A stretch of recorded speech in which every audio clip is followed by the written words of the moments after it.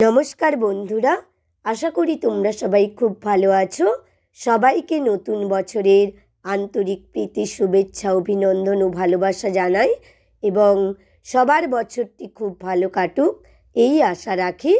আজকে আমি তোমাদের সুকুমার রায়ের লেখা কবিতা নতুন বছর আবৃত্তি করে শোনাচ্ছি।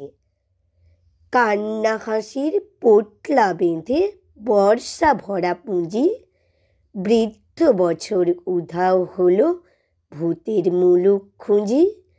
নতুন বছর এগিয়ে এসে হাত পাতে ওই তারে, বল দেখি মন মনের মতো কি দিবি তুই তারে। আর কি দিব মুখের হাসি, ভরসা ভরা প্রাণ, সুখের মাঝে দুঃখের মাঝে আনন্দময় গান।